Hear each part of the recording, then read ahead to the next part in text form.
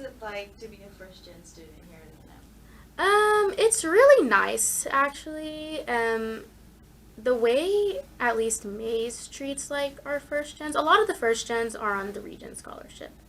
Um, I think there's like 600 a semester or something. I'm sorry, a year, like with every class that comes in.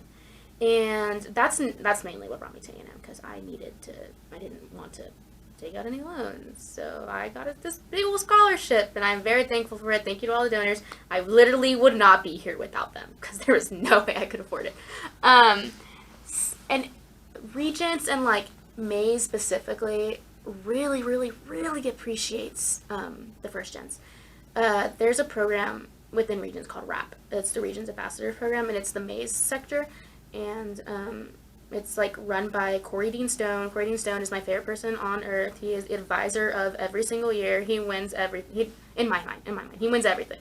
He is really like the reason I ended up having like a really good like first semester.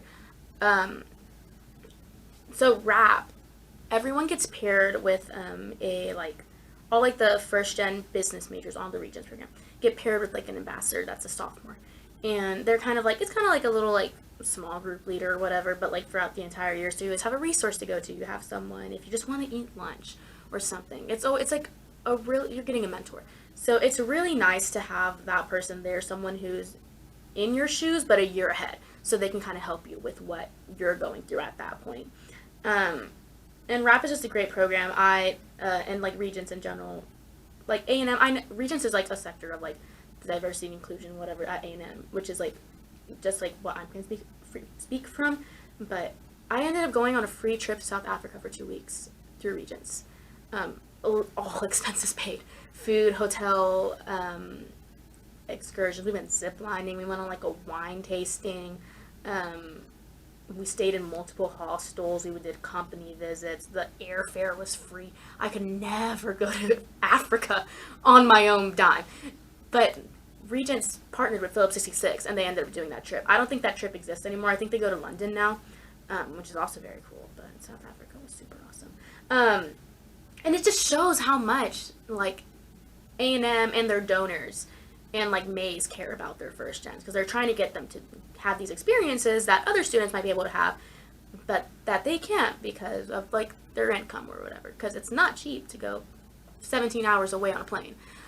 So yeah, they just treat us really well. So I did that. I went to South Africa, which was awesome.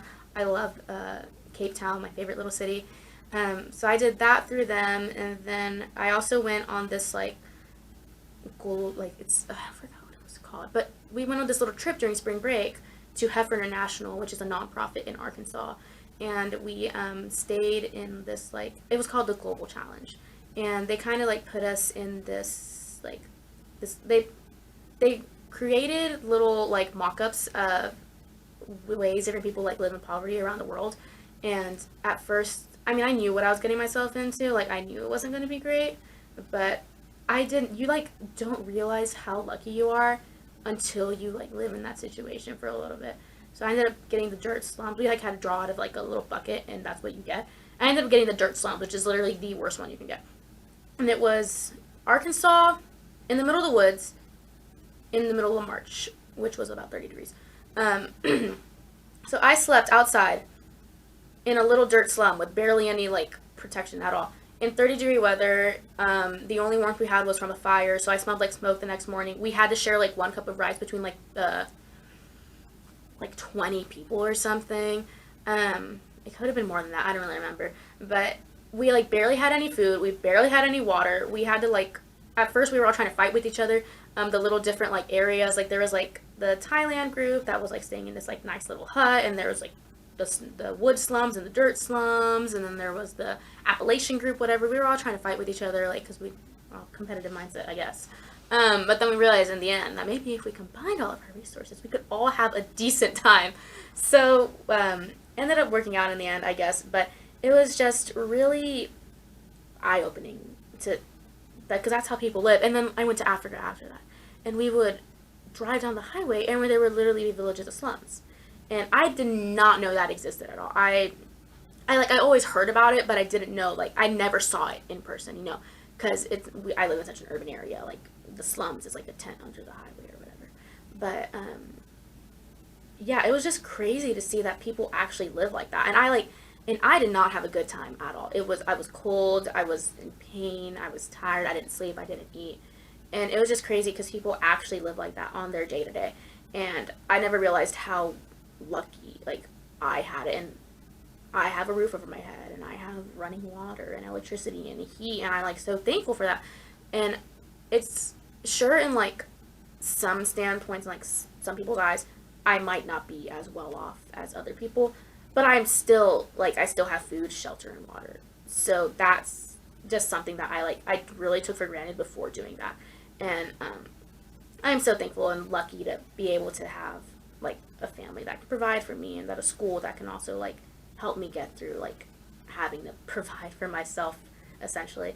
And but yeah, so on the whole like first gen thing, um Mays like really, and like A&M, but Mays really really really treats their first gens really well, and they really want us to have the experiences that everyone else has, and they really want us to do something life changing.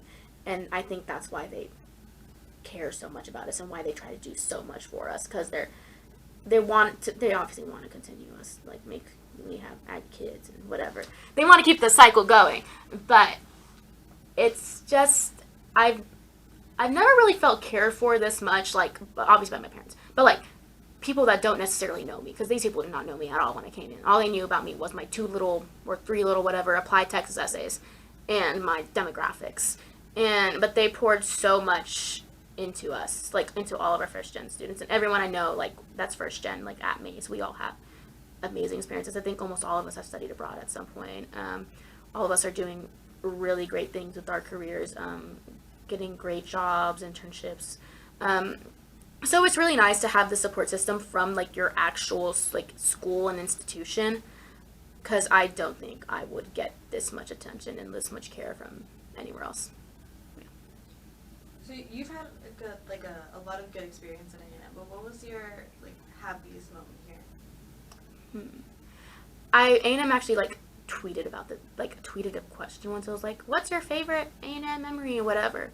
And this is like super like nothing at all. But I remember walking one day I was walking from Langford, which is very far, to the bus at White Creek, and I was carrying my like 15-pound portfolio.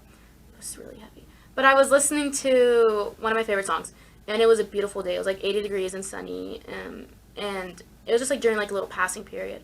And I had never really felt more content at any point at A&M than at that point, because I had just gotten out of one of my art classes. I think it was like a Friday or something.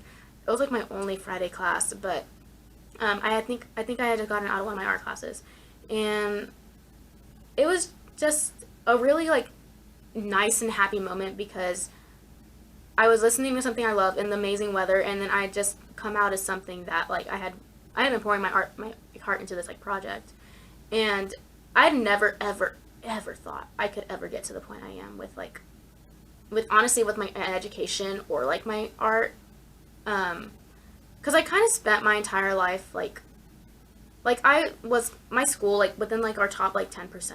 It was always a really big competition, and I was like in the lower half of the top 10%. So I was always kind of feeling like I'm never going to be that smart. I'm never going to be that good.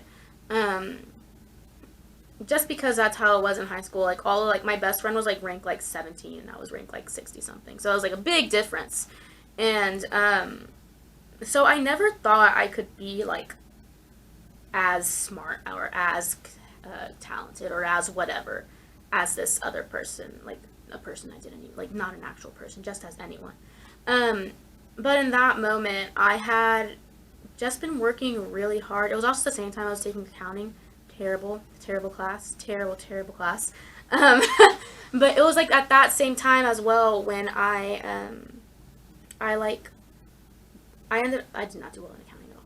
But it was like that third exam that I really had to like try really hard for, and I ended up beating the class average by like 9 points, which is like crazy, because I went from getting a 50 on the first 2 exams to getting a 79 on an exam with a 68 average or whatever. Like, it was like a big difference. That wasn't 9 points. I got the number 6. Whatever. I can do math. I know it's wrong. But it was like something like that. Um, and I just never thought I could get to a kind of like a point where I'm that content with myself and like with what I'm doing. And that was kind of just like my favorite memory because I still definitely like struggle a little bit with that. Um, but it's like none of my comparisons are accurate or like relevant at all because I'm trying to compare myself to like finance majors and like accounting students, and I'm like, of course they're good in accounting. They're accounting majors. I'm not. Um, so that was just a really nice moment because it really showed me that like I've been working hard for a really long time, and that I'm actually getting like good results from it. And then also just like walking down the campus and like just having everyone there. Like I had my headphones in, but I was like looking at everyone, like smiling. Everyone was really nice, super friendly, and the environment was just amazing. And it's like, that like kind of towards like the middle end of the spring semester when everyone was kind of just like chilling. It's when like the Bucks throws their island party, so it's like a big music festival time, whatever. So it was just really nice, and I think that was my favorite A&M memory, just kind of because like A&M's provided me with so much, and I kind of at that moment like realized like what I can do with it and how I can like apply it. Like this opportunity is like actually going to bring me like results, if that makes sense. Yeah, so I really like that. Awesome. So what has been your toughest moment Accounting was so hard. I didn't even need to study my freshman year. I did not study my freshman year, and I ended up with like a 3.75. Like I was chilling because I didn't study in high school, and I didn't really need to because things kind of just like came naturally to me. Not to like be like I'm smarter or whatever, but like it was not that hard to grasp. And then I got to accounting, and I did not think I needed to study. I studied for like 3 days maybe, and I went to like the review session. And I was like, I'm chilling, like I'm good. But it was also like my professor was doing the stuff for me, and I was like copying her. So wasn't that really much of me doing stuff? No. So I remember I got that score back, and I was with the group project too, my accounting group project, and everyone was like, oh, I got the 70, whatever, and I was like, oh, I probably got a 72. I got a 51. No, I got a 53. I got a 53. And I was like, there's gotta be a mistake. And then I get my exam back, and there was no mistake. I just did not know how to do accounting. So I was like, okay, I can bring this back. I can do fine. I can get a B in this class. I tried studying a little harder for the next exam. I thought it was just like, oh, now I know how the exam's like, whatever, I can figure it out. I got a 51 on the second exam. And then I knew there was, I needed to work really hard or I'm going to fail a class, and failing a class was not an option. So I ended up paying like $400 in tutoring. It was so bad. I was so bad at accounting. I literally came to my professor's office hours. Morgan Moore's an angel. I love that woman. I started like crying in her office because I had no idea what to do because I actually had studied a little bit for that one. Like I ramped up the studying efforts, and I ended up doing worse in the first exam, and I just didn't know what to do because I had never had to study before. So I didn't know how. So I ended up paying for a lot of tutoring. I had to, and it was like the exam was the day, like the Tuesday after Thanksgiving, like break or whatever. I had to leave my Thanksgiving dinner early at like 7 or something, like right after we ate, because I needed to go home and study. And I ended up slaving over that accounting like exam for so long. I studied so hard. I don't think like I studied for maybe 5 hours every single day, which is something I had never done before. And I ended up like beating that class average. Okay, let me do the math this time. I think the class average was I don't know. I got a 70 something. I was very proud of it. I beat the class average by 9 points, and it was just so nice. My professor handed me my exam back, and she was like, good job. And I looked at it, I was like, oh my god. And it took so much work. And you can ask my roommates. I was crying literally every single day. It was a terrible time. I don't think I'd ever been like that, like down and sad in my entire life because I had never experienced something that hard. And so that from like that third exam to like the final, I slaved over accounting. That's all I did.